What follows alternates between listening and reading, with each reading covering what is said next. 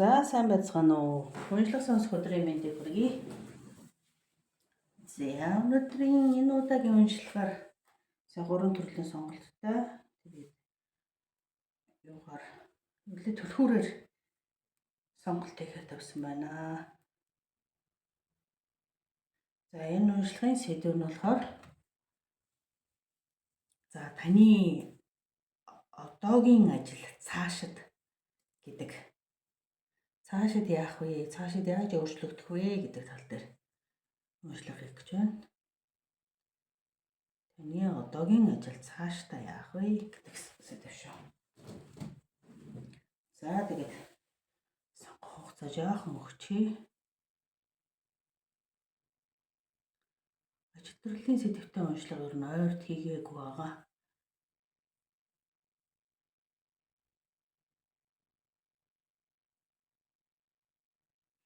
За тийм болохоор энэ удаа нэг ажил төрлийн сэдэвтэй уншлага яа гэж шийдээ сууж байна. За сонгоцсон байхаа гэж найдаад. Энэ бисэлэн 3 дугаар уншлага. Энэ хоёр. За нэгдүгээр групп алтан түлхүүр. Алтан түлхүүр сонгосон хүмүүс уншлага гэж байна.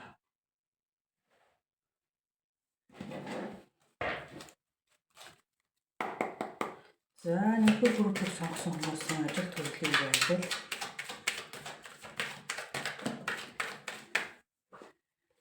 Одоогийн байдал тэгээд ойрын ирээдүй цаашаа гэдэг төрлөөр уншина.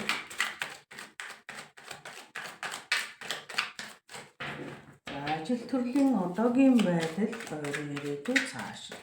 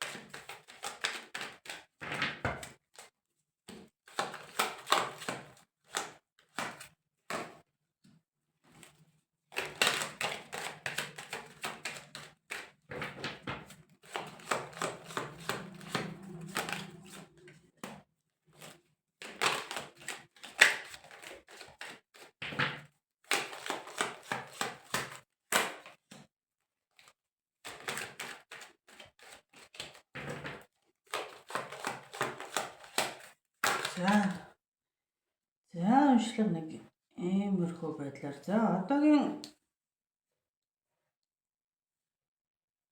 байдал нь бол одоо нэг тийм юм ажил хүсээ одоо тийм ээ одоо юу хүсэдэг гинэ юм ч хэлвлээ. Ажил одоо нөгөө нэг бодож төлөвлөөд айгүй их тэрийг ингээд нэг бүтээсээ гэдэг ингээд айгүй хичээж ингээд залбираад одоо ингээд тэгсэндээ баг мөрөөдлийн хэлбэр байдалтай байна л да энэ ажил маань. Одоогийн нөхцөл байдал дээр бол мөрөөдлийн маягтай хэлбэр байдал дээр байна. За тэгээд энэ ажил төрөлд одоо юу гэх юм нэг хөдөлж үйл хөдлөл авч нэгэсэндээ хөдөлж эхлэегүй байгаа. Эхлэх гэж байгаа. Одоо эхлэх гэж нэлээ ингээд нөгөө нэг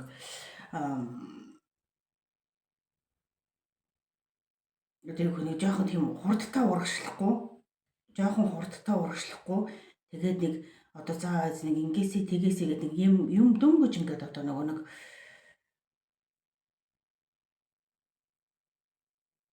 саяхан ойрхон өнгөрсөнд болохоор ингээд нэг эхлүүлэх гэсэн чадаагүй байгаа байхгүй юу? Ажил төрлийг нэг ингээд нэг гар дээрээ тавиад алган дээрээ гаргаж ирээд ингээд эхлүүлэх гэсэн яг нэг мөнгө санхүүгийн нөхцөл байдлаас болоод эхлүүлж чадаагүй байгаа энэ ажил нь. Тэгээд одоо нэг мөнгө төгрөг бүтээсэ гэдэг юм уу ингээд айгүй ингэж залбираал одоо ингээд нөгөө нэг мөнгөл бүтчих юм бол ингээд ажил төрлөө эхлүүлчих чадчих гэж ингээд бодоод байна л да. Тэгээ энэ нь хэрв ингээд эхлүүлээд чадчих гэмээр айгүй одоо ингээд нөгөө өөрийгөө маш гоё юм мөнгөтэй зоостой ингээд тодорхой хэмжээний байр суурьнд хүрнэ бас ингэ шийдвэр гаргах тийм одоо юу гэх юм хэмжээний тийм байр суурьнд хүрнэ гэж ингэж итгээд байгаа байхгүй юу тэр ажлаа хэрэг хийгээд эхлүүлчих чадаж гэмээр энэ ажил нь айгүй одоо өөрийг нь ашигтай өндөр байр суурьтай болгоно гэж ингэж итгэж байгаа ажил байгаа. Гэтэл тэр ажил нь одоо нэг тийм санааны зоргоор тийм гоё урагшилж өгөхгүй байна л да.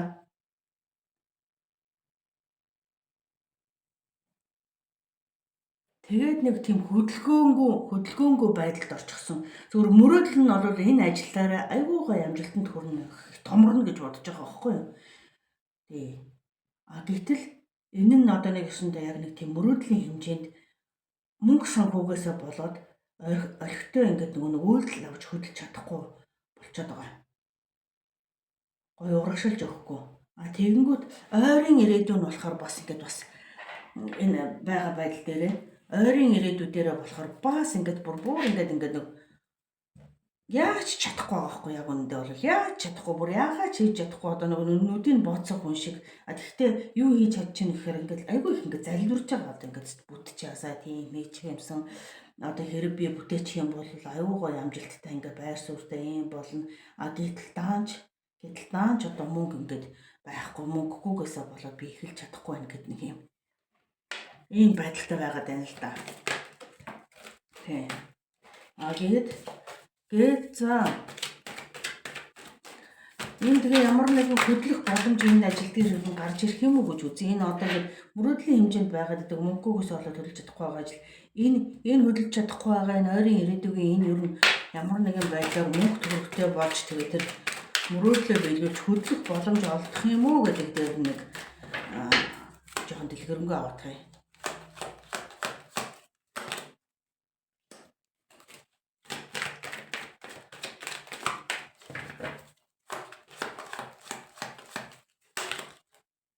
Уул нь энэ нэг хөдлөх боломж гарч ирэх нэ. Хамтрагч юм уу, хамтдаа ингээд нэг нийлээд ажиллаа хөдөлгөж эхлэх нэг тийм боломж гарч ирэх нь байна.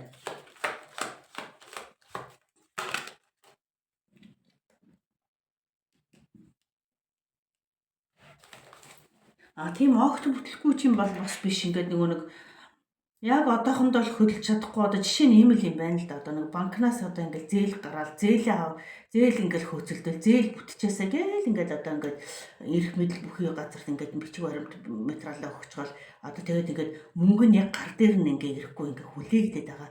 Тэрнээсээ болоод ямар ч үйл хөдлөл цаашаа юм хийж чадахгүй. Тэгээд энийг л авчих юм бол ингэн тэгнэгээд бөөн төлөвлөгөө байгаад байдаг. Гэтэл энэ мөнгө гар дээр нь гарч ирж орж ирэхгүй байгаагаас болоод одоогийн байдлаар бол хөдөлж чадаагүй байгаа боловч энд нэг тийм хамтраад мөнгө төгрөгийг чинь одоо тэр хүсэж байгаа мөнгө төгрөгийг чинь гар дээр чинь тавиад эсвэл одоо тэр банкнаас нь зээлхэн гардаг юм уу? Гэх тиймэрхүү маягаар ингээд ер нь энэ ажил чинь цаашдаа бүтэх юм байна уулна. Ойрын ирээдүйдээ хөдөлж чадахгүй байгаа ч нэг жаахан зайны цаг хугацааны дараа хөдөлгөөнд орж эхэлэх юм байна. Танд нэг өсөндөө тэр зээлийг чинь авч хүн гарч ирдэг ч юм уу те. Тиймэрхүү байдлаар тийм тусламж орж ирэхээр байна. За тэгвэл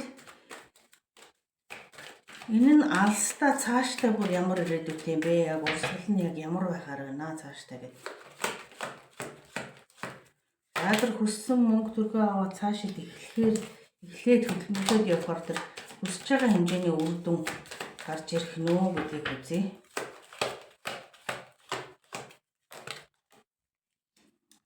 Маш их тийм одоо юутай чимээ тэмцсэн айдас байгаад байна л да ерөөсөө. Одоо тэгчүүл яана, мөнгө төгрөгөө алдчихвал яана гэдэг энэ бол цэвэр одоо нэгсэндээ сэтгэл зүйн юм байх магадлал талдаа өндөр юм шиг байна. За цаашд үзээд хэдихтэй хоёр.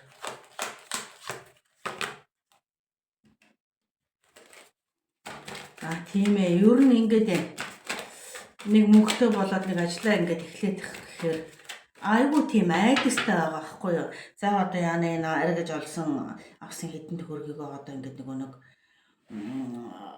алдаж асгачих вэ тийм. Буруу зураг хүнд одоо хулгай зэлгээд алдчих вэ. Эсвэл одоо ямар нэгэн байдлаар одоо тийм амжилтгүй юмд мөнгө төгрөгөө оруулаад одоо ингээд яачих вэ гэсэн нэг тийм айдас яваад байна. Тэрнээсээ болоод ингээд систем яах вэ гэсэн айдас байгаад байна.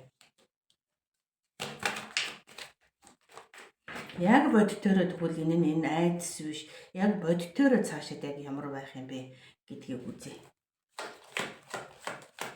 Энэ хийж эхлүүлсэн ажил нь бодитоороо яг ямар болох вэ? Жинхэнэ үр дүн нь ямар байх вэ? Жинхэнэ үр дүн.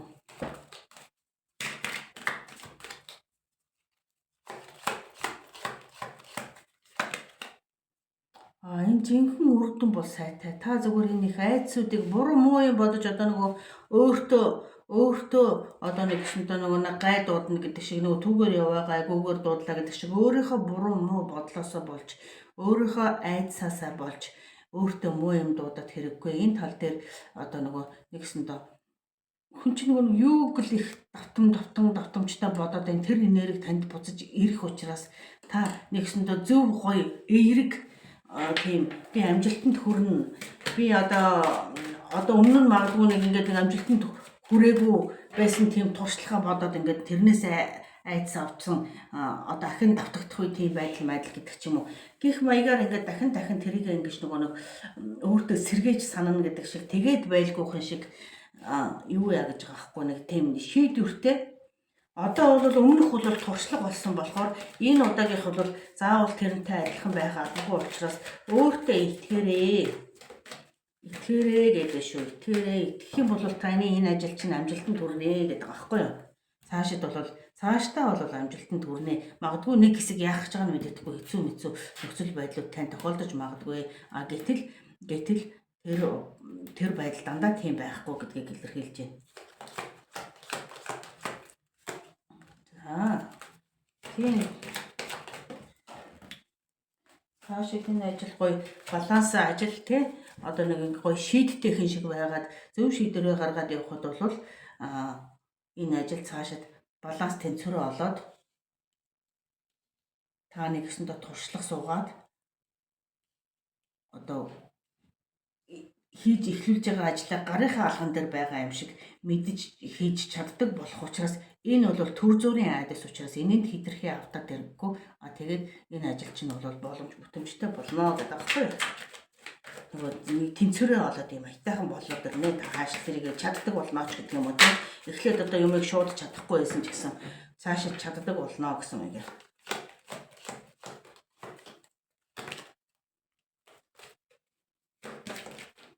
За тэгвэл зөвлөгөө байна уу гэж үзье. Зөвлөгөө хэлэх үг мессеж зөвлөгөө байна уу? Зөвлөгөө. Тэгинэн томоогүй тэр урд өмнөх алдсан барьснаа бодохгүй дахин шинийг гоё өөдрөгөөр эхлүүлээрэ гэж байгаа.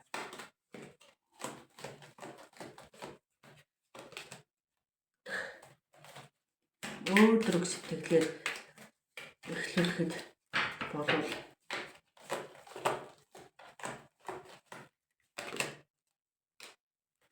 одоо нэг хэсэндээ таны тэр хуучин өнгөрсөн одоо бүтлгүүцэн дурсамжууд бол одоо энд ерөөсөө ямар ч хэрэггүй.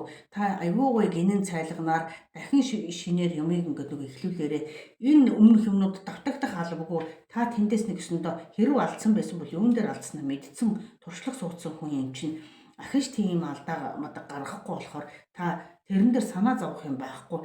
Гинэн томоогүй гэдэг шиг нэг гоё хорвоо ертөнцид өөртөө итгээд гоё юм юу ягаарэ үйл хөдлөл хийж эхлээрэ. Таны одоо ингээд таны мөрөдөл зүуд одоо юу гэх ингээд бүр ингээд залбираад ингээд хичээгээд байгаа энэ ажил чинь тун удахгүй үйл хөдлөлгөөнд орж эхлэх болохоос одоо бол орж эхлэегүй байна. Ойрын жоохон хэдэн хоногтой ч юм уу ойрын хэдэн хугацаанд бол бас нэг айгуу тийм хурдан үйл хөдлөл авахааргүй байна. Гэтэл эн чинь үйл хөдлөл орно. Энэ нь болохоор танд нэг юм туслах хүн гарч ирэх ч юм уу те. Тэгээд тантай хамтрах ч юм уу ийм хүн гарч ирснээрээ энэ үйл ажиллагаа чинь нэг өсөндөө үйлдэл болоод таны мөрөдөл байгаа юм чинь үйлдэл болоод ажил болоод явнаа. Таны өнгөрсөн барьсан энэ хуучин одоо алдсан, харамссан, ядарсан одоо бүтээгүй энэ дурсамжуудаа ардаа орхиод тийм ээ ардаа орхиод одоо жоохон гэрэл гэгээтэйгээр хараад бүхнийг одоо нэг шинээр эхлүүлээд явход бол энэ ажил бол цаашдаа амжилтанд хүрээд та энийг одоо нэгсэндээ гарын хаалган дээр тавьсан юм шиг мэддэг чаддаг болоод та баланс тэнцвэрээ олоод ингээд явнаа гэж байгаа байхгүй юу. Эцсийн бүлэгтэн та амжилтанд хүрнэ гэж байгаа байхгүй энэ бодож байгаа ажил чинь. За нэгдүгээр группийн уншлага ийм уншлага бол ажил төрлийн тухайд таны одоогийн бодож байгаа ажил, одоогийн ажил, ойрын ирээдүй цаашдаа нэг иймэрхүү байх нэ. Ойрын ирээдүйдээ гоё үйл хөдлөлөж хурдан хөдөлгөөнд орохгүй ч гэсэн энэ ажил цаашд амжилттай болно. Итгэл найдвараа алдахгүй байгаарай гэж нэг. За нэгдүгээр группийн уншлагын дүрээд өндөрлөж байна.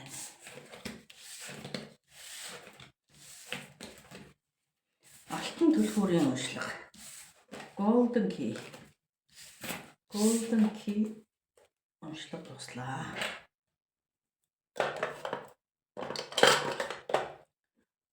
За дараагийн түлхүүр. Хүрэл түлхүүр. Хүрэл түлхүүрийн уншлага. За энэ 2 группийнхнийг сонгосон хүмүүсийн ажил төрлийн одоогийн байдал нь одоо бодож байгаа ажил нь байж болно. Эсвэл одоо хийж байгаа ажил нь байж болно. Тэгээд тэр ажил нь цаашид ойрын ирээдүйдээ ямар байх вэ? Алстаа ямар байх вэ гэж бодож байгаа шүү дээ. За 2 группийнхний ажил төрлийн байдал.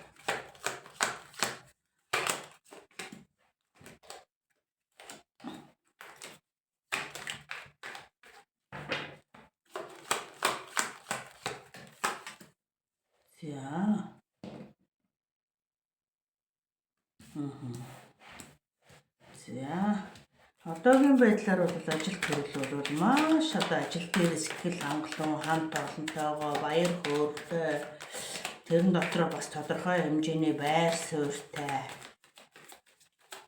байгаа болтой юм аа. Бас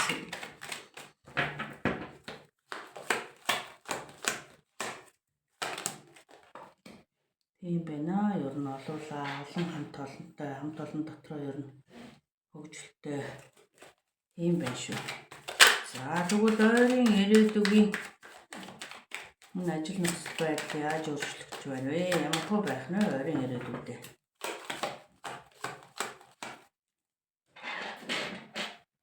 Ойрын ирээдүй.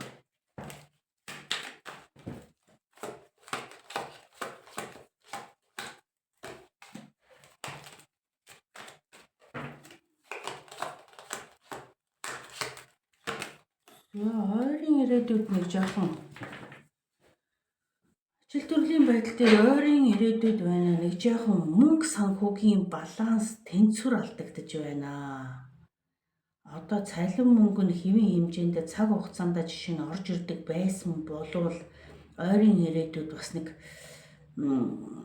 нэг орж ирэхгүй байдаг ч юм уу. За энэ нь одоо энэ хамтрал энэ байгууллага одоо юу гэдгийг энэ хүмүүстэй хамтраад ажил төрөлтөө ингээд бүр ингээд тулаад ингээд харьцаад их хөгжилтэй нэг хэсэг ингээд явж исэн ажил маань ойрын ирээдүйд нэг жаахан урд нь өмнөх шиг одоогийн байгаа шиг байхгүй нэг мөнгө төгрөг нь орж ирдэг юм уу? За одоо эсвэл энэ нөгөө хөгжилтэй баяр жаргалтай байсан хүмүүстэйгээ тодорхой хэмжээнд мөнгө санхүүгийн байдал дээр нэг жаахан маргаан үүсдэг ч юм уу? Тэгээ одоо бас яах вэ гэд нэг ойрын ирээдүйд нэг тиймэрхүү асуудал орж ирэх гээд шүү. Тийм. Өнөөдрийн байгаагийн наз жаргалтай хамт олонтой баяр жаргалтай ингээд хийх ажилтай ийм байгаа байдал нь ойрын ирээдүйд нэг жоохон өөрчлөлт орж ирэх гээд байна. Тэр нь мөнгө төгрөгийн баланс тэнцвэр орж ирдэг юм орж ирэх байгаад байдаг юм уу? Эсвэл ажилтай байгаад орлоготой байгаад байсан чинь ажилгүй болоод гэх юм уу? За тэгээд нэг тиймэрхүү нэг жоохон өөрчлөлт бол орж ирэх гээд байна шүү. Тэгээд тэрнээсээ болоод яах вэ гэсэн байдалтай болж байна шүү.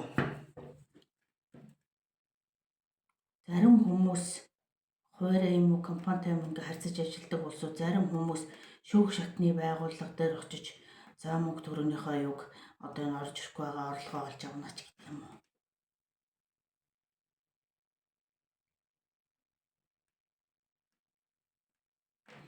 Тиймэрхүү нөхцөл байдал орж ирж шүү. За тэгээд энэ асуудал нь тэгээд яаж шийдэгдэх вэ болно? Мөнгө санхүүгийн нэг тийм жоохон хямралын асуудал орж ирэх гээд байна. Гэтэл энэ нь цаашид яаж шийдэгдэхийг нь гол нь чухал байх л та. Яаж шийдэгдэх вэ? Орлого нь орж ирэхгүй байлаа гэхэд орж ирүүлж авч чадчих нь үү те? Энэ ажил дээр нэг жоохон дэлгэрүүлээд үзэх яа.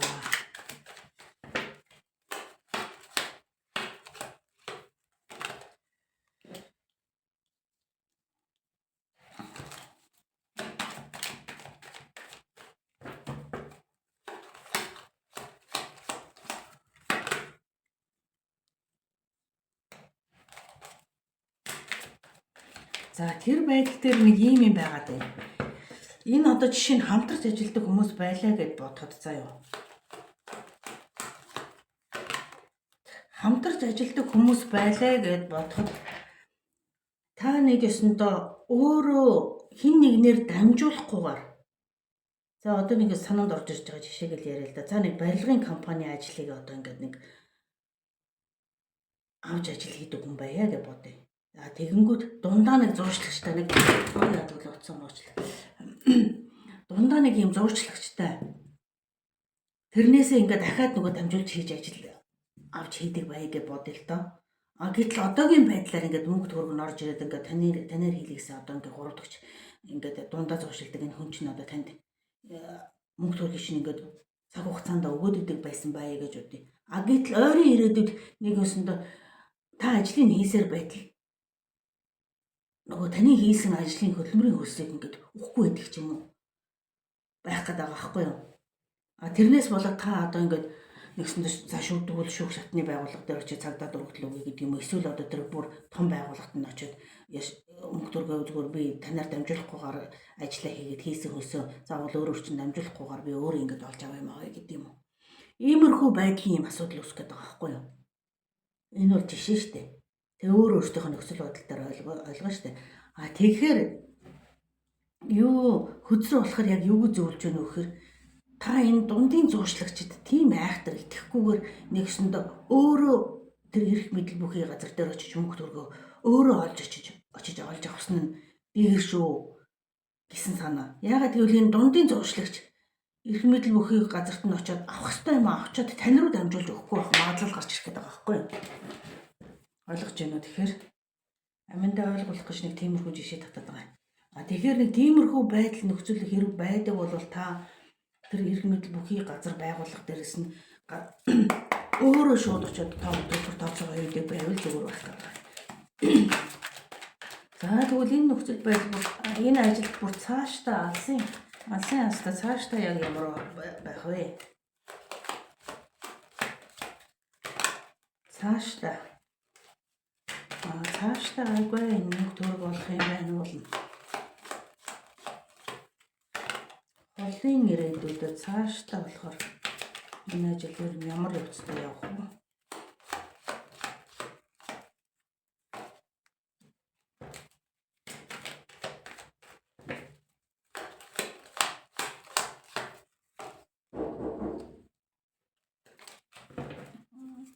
Энэ бичлэг дундуур цагаас босч ирэхгүй. За бичлэг дундуураа нэг тасарчлаа да. За яах вэ? Хаалга зөхөд яаж байна? Бичлэг тасарчлаа. За гэтэл энэ ажил цаашдаа алстаа яах вэ гэхээр уул нь бол өөрөө энэ ажлаас бол ашиг орлого олох юм байна. Зүгээр энэ дундуур нэг ойрын ирээдүйд нэг мөнгө санхүүгийн орлого хийсэн ажлыг чинь хөлсөг өгдөг ч юм уу. Энэ байдал дээр нэг жаахан анхаарал хандуулаарай л гэж байгаа байхгүй юу? Түүнээс биш цаашдаа энэ ажил чинь Уул нь олон боломжуудыг танд ингээд олгох юм байна. Хийх ажлууд зөндөө янз янзын ажил гарч ирсэх ч юм уу. Энэ хамтарч байгаа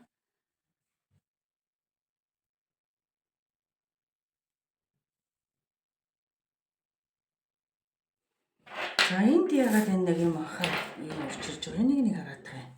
Ер нь бол алстаа бол яг олон боломжуудыг өгөн таныг мөнгө санхүүгийн тодорхой хэмжээний байр суурьтай бас өөртөө сэтгэл хангалуун байх байдалд бол энэ ажил бол цаашдаа бол хүргэнэ гэж байгаа. Танд олон бас сонголтууд боломжууд гарч ирнэ. Гэтэл энэ нэг Power of Cups гэсэн энийг нэг жоохон тодруулаад хараах юу гэж байна. Жоохон нэг тийм хайхрамжгүй байдал. Жаахан нэг юм тийм анхаарал сарниулсан тацсан. Энэ нь юу юм гэдгийг нэг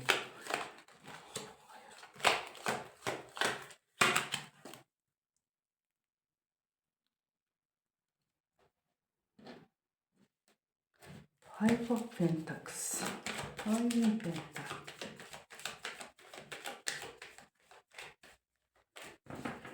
Нэг жаахан урам хугарсан байдал. Энэ ийм юм байна. Энэ урам хугарсан байдал нэг өсөндө та одоо нөгөө хамтрагчтайгаа одоо ингээд бараг энэ ч одоо энэ уншлагын үед бол бараг зөөл болж байх шиг байна л да. Нэг өсөндө энэ хамтарч одоо ингээд хүнээс ажил хамт ингэж авч хийдэг байснаа та энэ нэг энэ ойрын хугацаанд тохиолдох нь мөнгө санхүүгийн асуудлаас болоод танд ингээд таны хувьд аль алинд нь юм олон боломж гарч ирээ. Та нэг өсөндө энэ шууд эрх мөхөл мэдл бүхий байгууллагт өөр хандсанараа ингээд одоо гэрээгээ шууд хийдэг ч юм уу, одоо мөнгө санхүүгээ өөрийнхөө гар дээр шууд авдаг ч юм уу, иймэрхүү нөхцөл боломж танд гарч ирэх байхгүй юу. Тэгээд нэг өсөндө таны хамтрагч байгаа хүн өнөөдрийг хүртэл ч юм уу одоо хамт ажиллаж байгаа энэ хүн чинь танд нэг жоохон урам хугарна л гэсэн юм байна. Гэхдээ энэ одоо тэгээд яах вэ? Өөрөө нэг гэсэндээ тэг энэ хамтарч ажиллаж байгаа энэ хамтарч ажиллаж байгаа хин нэгэнтэй хоёр биеиндээ жоохон урам хугархалтай илэрхийлж байгаа байхгүй юу? Магадгүй энийгээрээ хоёулаа тусдаа гараад ингээ явсан бараг дээр болно гэх юм уу? Тиймэрхүү байдлыг.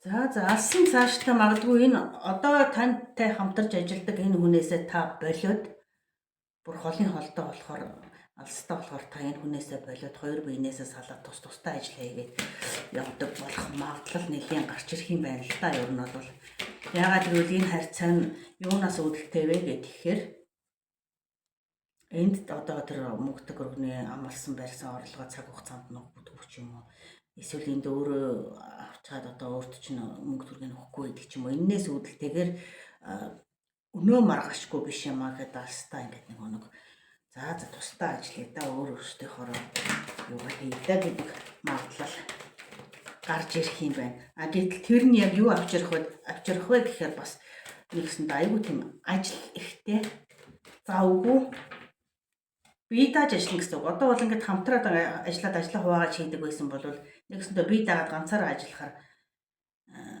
завгүй ажилтаа болохыг илэрхийлж байна.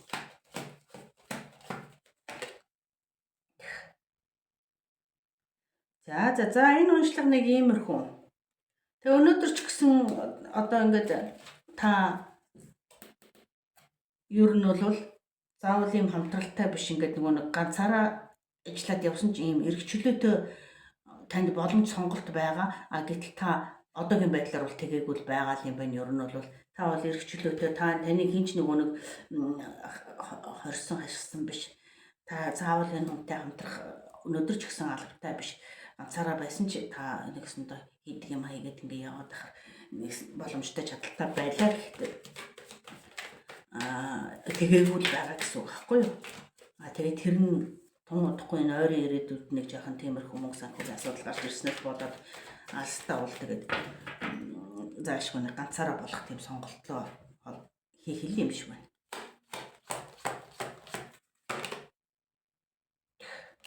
Тэгээ мөнгө санхүүгийн байдал дээр нэгсэндээ хамтрал дээр одоо нэлээд тийм харамчаан болох гэдэг л хийдэг ажлаа ажлаа хийсэн ажлынхаа хэмжээнд тохирох хэмжээний орлого олдгооч байд юм уу. Тэгээ тэрнээсээ л болж алсын алстай бол энэ харьцаа бол жоохон энэ харьцаа ч юм уу, энэ хамтрал ч юм уу, энэ алтан байгууллагт ажилладаг байлаа гэд бодоход одоо таны ажиллаж байгаа хэмжээний өөр ашиг гаргаж байгаа хэмжээний тэрнтэйгээ дүүцгүүц цалин мөнгө орлого авдаггүй ч юм уу. Тэгж жаад за тэгвэл ийм байх юм бол би энэ компаниасаа гараад өөр газар сонгоё гэж гэх юм. Нэг тиймэрхүү. Хоёр хүн хоорондоо хоёр байгууллага хоорондоо хамтраад тэрхүү барилгын салбарт жишээ нь ингэж ажилладаг байлаа гэхэд арай дунд нь орж нэг ажлыг энэ төр компаниас авч хийдэг хүн нь арай мөнгө төргөг нь авах авчаад одоо доошоо ажиллаж байгаа ажлыг хийж байгаа хүндээ мөнгө төргөг нь өгөхгүй байгаагаас ч юм уу багыг өгж байгаагаас болоод энэ дээр нэг жоохон үйл ихтгэлцэл болоод хоорондоо ингэж тустай болоод явах нь л дээ. За тэгвэл тустай болж өөрсдийнхөө ажлыг хийх. За тиймэрхүү төрлийн уншлага боллоо. 2 дугаар группийн уншлага. За таны ажил төрөл нэг иймэрхүү байх нэ. 20-90 онцлог тийм ээ. За 3 дугаар группийн уншлага. За мөнгөн түлхүүр. Мөнгөн түлхүүрийг сонгосон 3 дугаар группийнхэнд за ажил төрлийн байдал дээр ямар өөрчлөлт гарахгүй юу гэх вэ? За одоогийн байдал нь ажил төрлийн байдал нь яг ямар байна вэ? Ажил төрлийн одоогийн нөхцөл байдал одоогийн байдал нь ямар байна вэ? За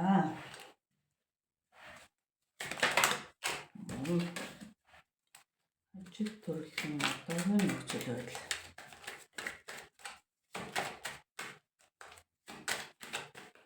За нэг гэрэндээ гараа өсөг зурвал за ингээл хамтраад эхлэе гэдэг гарын өсөг зураад юу адаг ч юм.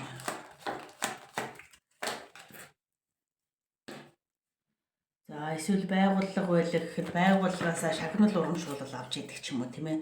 За та өнөөдрийг хүртэл одоо их сайн ажиллаа. Одоо таны хичээл зүтгэлийг үнэлээд одоо ингээд шагнал урамшуулж байна гэдэг ингээд шагнал урамшуулалт сонгогдож идэг ч юм уу. Тийм шийдвэр гарч байгаа цаг үе нь байна. За байгууллага хооронд байлаа гэхэд одоо 2 компани байлаа гэхэд за хамтарч ажиллах гэрээ хийе. За одооноос эхлээд ажиллаа эхэлье гэдэг шийдвэрийг ингээд өнгөж гаргаж байгаа цаг үе нь байгаа байхгүй юу?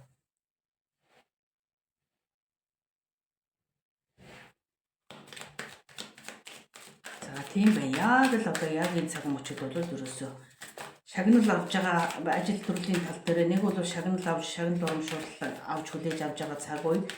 Нэг бол за хамтарч ажиллая яг одоо энэ цаг мөчөөс эхлээд гэрээ хэлцэлтэй гараа үсгээ зураад шинэ ажил эхлүүлж байгаа цаг үе гэсэн үг. За тэгвэл энэ ажлын ойрын ирээдүй ямар байх нь вэ? Ойрынх нь ирээдүй. За ажилдаа яг л одоо ингээд ороод эхэллээ л дээ. Мөнгө төгрөгөө зарцуулаад одоо 2 гаргаал эхэлж байна. Ойрын ирээдүй за ихтэй суугаад бодоод тооцоолоод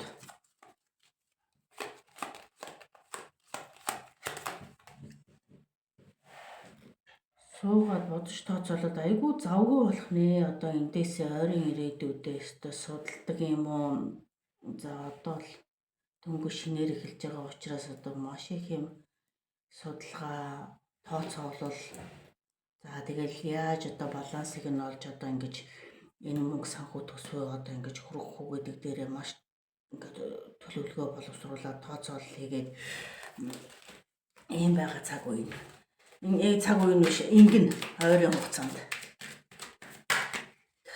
ойрын хугацаанд айгүй тийм завгүй маш их тооцоолол төлөвлөгөө боловсруулах нь юм судлаад л одоо яах вэ гэдэг.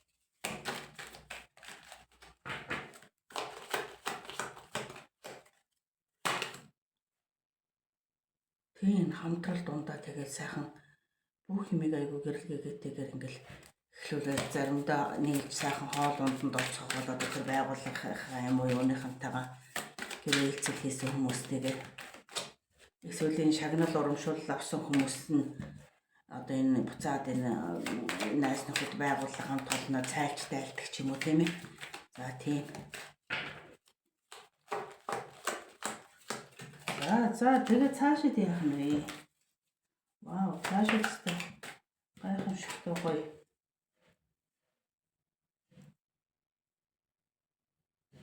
Гайхамшигтай гоё ажил болоод энэ ажилласаа болоод гадагшаа дотгошоо явж одоо туршлага судалт юм уу, эсвэл гадагшаа явж бараа бүтээгдэхүүнээ авч ирдэг юм уу? Гадаад руу явах нь дээ. Гадаад руу яваад энд хэрэгжүүлж тооцоож бодож эхэлсэн энэ ажил энэ хамтрлаасаа тийм шөө бүр илүү амжилтанд шөө бүр илүү томруулахын тулд ч гэх юм уу. За гадаад руу явж одоо тэр хэрэгцээтэй материалаа авчирдаг юм уу? Одоо юу тиймэрхүү. Тийм л баг. Тийм би хэрэгцээтэй материал бараа таваарандаа явдаг ч юм уу. Тооцоолж ойрын хугацаанд тооцоолж байгаа бол за нэг ингээ хамтрлынхаа хүмүүстэй нэг сайхан ууж идэж цайлж тайлчхаад за одоо эндээсээ одоо өстө бүр ажилдаа шуурхахын шиг орой би одоо яваад одоо өстө энэ ажилдаа хэрэгцээтэй одоо бараа материалыг аваад ирэх гэдэг юм уу, эсвэл очиод тэргээр хэлцлээ хийгээд гэдэг юм уу. За нэг тиймэрхүү шүү. За ойрын хугацаанд ингээд л үргэлжлэх нь урсгал чиглэл нь болоод цаашдаа яах нь?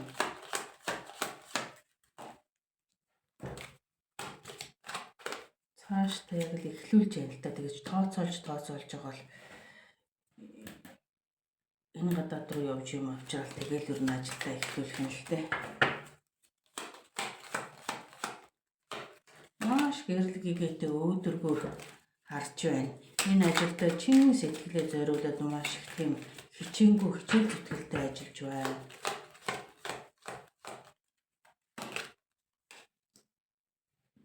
Энэ нь бас их мөнгө төгрөг бас орлого олох юм байна уу хангалттай. Ийм зөв юм барьж байгаа, зөв юм их хийж байгаа улсууд л болж тань дээ. Их гэрэл хийгээдээ ирээдүйдээ сайхан бизнес наймаа одоо яг эхлүүлж байгаа шатны энэ цаашдаа бүр өрөөсөө маш гоё амжилтанд хүрэх ажил байна да энэ ажиллаж байгаа.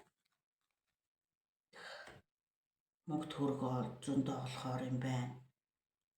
Гэрэл хийгээдээ ирээдүйтэй юм байна. Гадаад руу холбогдсон, гадаадаас хөрөнгө оруулалт болдго юм уу? Гадаадаас бараа материал юм авчирдаг юм уу? Нэг тийм гадаадтай холбоотой энэ ажил тийм.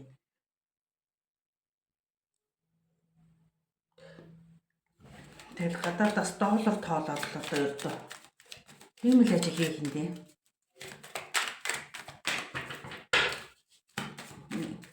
Эндээр одоо хэлж ярих тийм ихтэйхэн гоё гэрэл гээгээд ирээдүйдээ гоё ажил эхлүүлэх гэж байгаа юм байна. За тэгвэл анхааруулах ямар нэгэн мессеж өгнө үү гэж асууж үзье. Анхааруулах мессеж гэж байна уу гэж. Аливаа юм дээр ерөөсөө маш их судалгаа шинжилгээ ерөөсөө их чухал шүү гэдэг шүү. Судалгаа шинжилгээ. Ямар ажил хийгээд яаж исэн ч гэсэн ерөөсөө байнгын судалгаа шинжилгээг сайн гэж нөгөө хийгээрэй л гэдэг. Ер нь амжилттай ийм ажил байна л да тэгтээ. Судалгаа шинжилгээ гэдэг юм яг тий одоо. Шинэ газраас очиод нэг юм авах гэж байгаа бол өөр газар ямар үнцэнтэй байна, өөр яа гэдэг одоо өстө бүх газрыг судалж шинжилээд одоо оргин юм хөлхөн юм уу гэдэг юм одоо жишээ тийм ээ. Тэг жишээгээ сайн судалж шинжилээрэй гэж за яг нэг анхааруулах мессеж юу байна гэж асуухаар судалгаа шинжилгээг бол одоо дээд төвшин хийгээрэй гэсэн зөвлөгөө ирж байна. За өөр юм байх уу?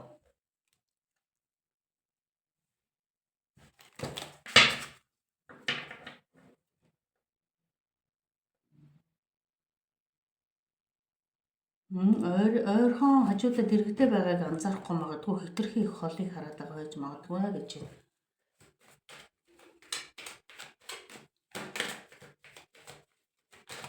За энэ ажил их гоё юутай явахаар ажил байна. Энд дэр нэг за өөр хэлж ярих юм хөдрөөс байна уу гэдгийг нэг хөдрөөс өөр хэлж ярих юм байна уу? Энэ яалчвал гадаадын улс орнтой хамтарсан холбогдсон л нээж ирлэх гэдэг улсууд байна л даа бас. Тэгээд тэрийгээрээ л одоо ерөөсөө яг л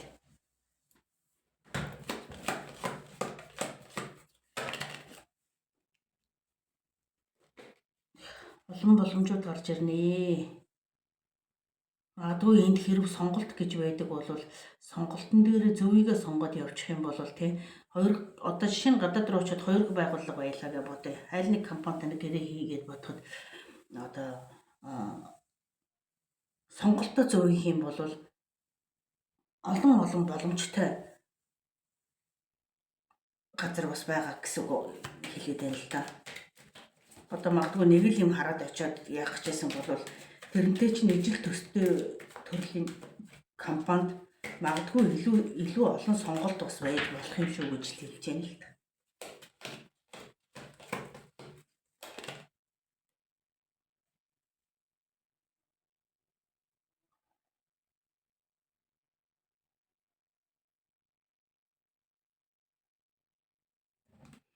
Page of Cups.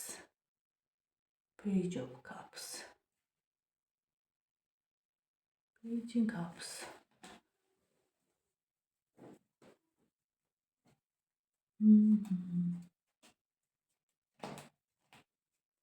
Энэ яг дуруу харж гарч ирж байна гэдэг чинь төлөвлөхгүй хариуцлагагүй байдал гэдэг нь юу гэсэн үг вэ? Тэг жоохон хариуцлагатай байгаарай л гэсэн л үг байна л да тийм. Хариуцлагагүй байж болохгүй шүү. Хариуцлагатай гадаадын компанитай харьцаж байгаа бол харьцаж ажиллах гэж байгаа бол хамгийн гол нь хариуцлагатай байгаарай гэдгийг хэлж байгаа юм байна.